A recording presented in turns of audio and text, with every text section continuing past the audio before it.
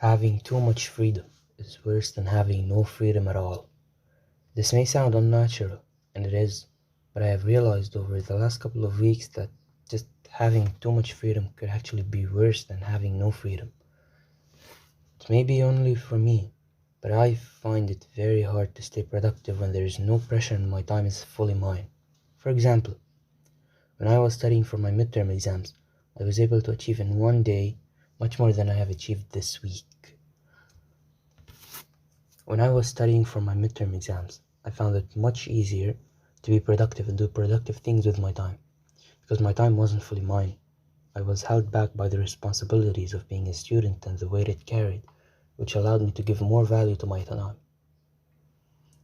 Therefore, I got really upset when I wasn't productive with the little bit of time I had and wanted to make tomorrow a better day. Fast forward to now. Summer has begun and the responsibilities have vanished. I had a lot of responsibilities with my studies, and suddenly, in the blink of an eye, it is all gone. My time is fully mine, and I have the freedom to do whatever I want.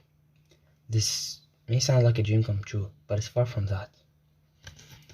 Although I wished for more time when I didn't have it, I realize how worse off I am, practically having infinite time to do whatever I desire. With this freedom, I have the choice to do anything I want. It is classified as free time. You'd think this would be great, but you can't be further from the truth. With a lot of time, whenever I go to do something productive, I don't have the pressure of, okay, I need to get this done and move on to the next thing. There is no pressure for me to not waste my time. Consequently, I would not find a reason not to do the bad habits, and everything that I was doing before seems like an unbearable chore. The things, the productive activities that I used to do back then now seem like chores. What was initially fun for me and very productive has turned into this unbearable task that I keep postponing again and again in favor of instant gratification activities. Becoming your own boss is the most difficult task one could face. It is the ultimate test of true self-discipline. If you know you should do X, for example, but every single cell in your body wants to do Y, which is far less productive, but uh, instantly enjoyable. Having no restrictions and being your own boss, you'll most likely postpone X with no intention of actually doing it. Here's the part where you start tricking yourself into believing you're doing something great, when in reality, what you are doing is essentially tricking yourself into believing that you are being productive whilst doing nothing productive. Before summer, I thought I would instantly get on the grind, but now with seemingly infinite time, I know this is not the case. The limitations on our time, like, they're more of a blessing in disguise than an unbreakable curse that just robs you of your freedom.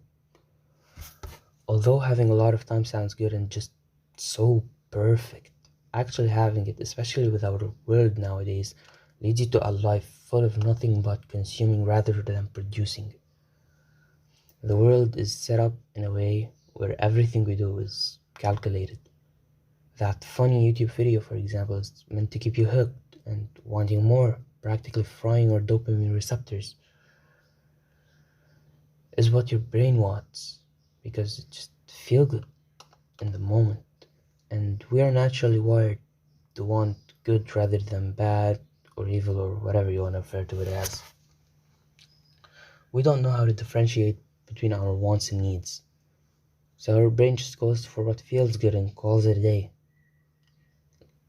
Like, let's say you're scrolling on Instagram, for example, you're watching reels or something. Keep scrolling, it feels good at the moment, but when you're done, you just sit there and you're like, I just wasted a lot of time. Like, when you are feeling unproductive, okay, so this is like my kind of coping mechanism. Because let's say I find something interesting to watch, I bookmark it or add it to a playlist, and I'm like, hey, I'm gonna listen to that later. But I know the later will not come because just looking at the playlist, I know there's a lot in there. Just clicking on it's not something favorable. That's how I was coping, and I'm finally getting back on track. Or at least I'd like to think I am. When you're feeling unproductive, you open a tab, for example, and something productive that you want to do, and just keep that tab open, sitting there, to make you feel like you're doing something when you're in reality that tab might as well be closed because of how little you use it. For example, I've been like really suffering with this. I have multiple tabs open on really productive things, and before summer began, I was like, I'm gonna do this, I'm gonna do this, I'm gonna do this. Oh my god, this is gonna be so awesome. But in reality, I didn't do anything. I just sat there because, as I said before, every single cell in your body does not want to do what's right for some reason.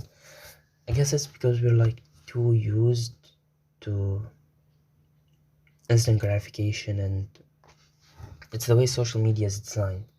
But we can change that. I have been changing that with self-discipline actually. I've been incorporating good habits little by little, but I've been incorporating them because back then it was like I feel like I was just doing it because I had nothing to do.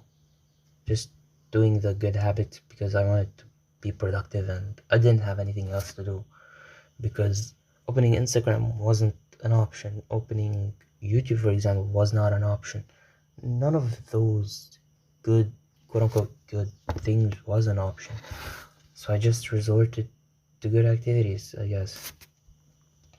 I am getting back on track, and hopefully you are too, because it just feels so different when you're in stress of exams and you have all this pressure on you, and suddenly in one day, in a blink of an eye, when you just finish writing the last word of the exam and you hand it over, all those responsibilities are gone. They're like, oh, okay, you're done. Okay, go to summer, go have fun, go do whatever you want to do.